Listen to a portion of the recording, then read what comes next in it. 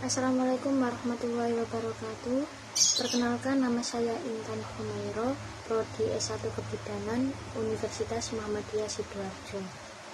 Di video kali ini saya akan membahas tentang siklus menstruasi. Sebelum saya membahas siklus menstruasi, saya akan menjelaskan pengertian dari menstruasi. Jadi menstruasi adalah pelepasan endometrium atau dinding rahim yang disertai perdarahan berulang setiap bulan. Nah, dinding endometrium ini mengalami pelepasan karena sudah tidak dibutuhkan. Penebalan endometrium ini terjadi untuk mempersiapkan penempelan ovum yang telah dibuai. Umumnya, darah yang keluar berkisar antara 10 ml hingga 80 ml dengan kisaran rata-rata 35 ml per harinya. Itulah pengertian dari menstruasi. Setelah itu saya akan menjelaskan siklus menstruasi. Apa sih siklus menstruasi itu? Pada video ini saya menjelaskan tabel tentang siklus menstruasi.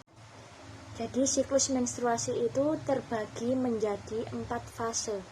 Yang pertama yaitu fase menstruasi. Fase yang kedua yaitu fase praovulasi atau folikuler. Fase yang ketiga yaitu fase ovulasi. Dan fase yang keempat atau fase yang terakhir adalah fase pasca ovulasi atau luteal. Dalam siklus menstruasi ini terdapat siklus ovum, hormon, dan siklus uterus atau rahim. Baiklah, di sini saya akan menjelaskan fase yang pertama, yaitu fase menstruasi. Diawali dengan tidak dibuainya sel ovum, kadar hormon progesteron pun ikut turun, sehingga menyebabkan peluruan dinding rahim dan menyebabkan menstruasi. Dalam fase ini, hormon FSH dan LH dibantu estrogen untuk mematangkan sel telur selanjutnya. Fase menstruasi ini umumnya terjadi antara 3-7 hari dengan rata-rata 5 hari.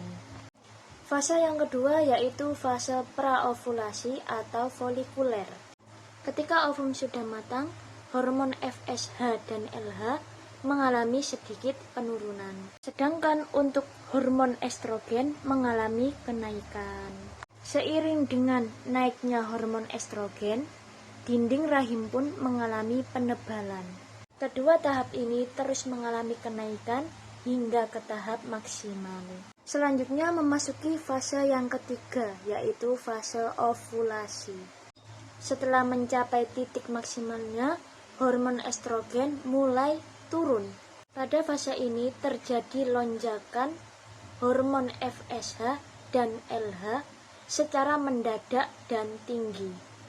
Hal ini menyebabkan folikel pecah dan mendorong ovum untuk keluar dari ovarium.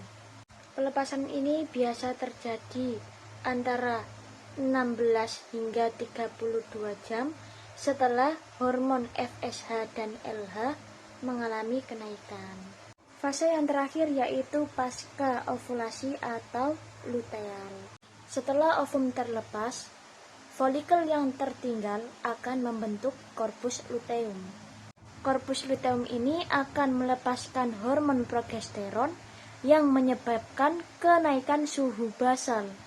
Hal ini menandakan tubuh dalam keadaan masa subur.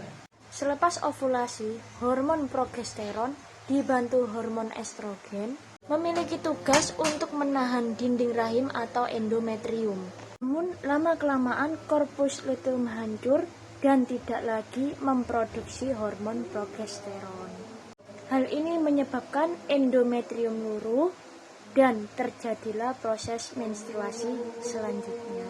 Demikian video penjelasan siklus menstruasi dari kami. Apabila ada kurang lebihnya, kami mohon maaf yang sebesar-besarnya. Terima kasih. Wassalamualaikum warahmatullahi wabarakatuh.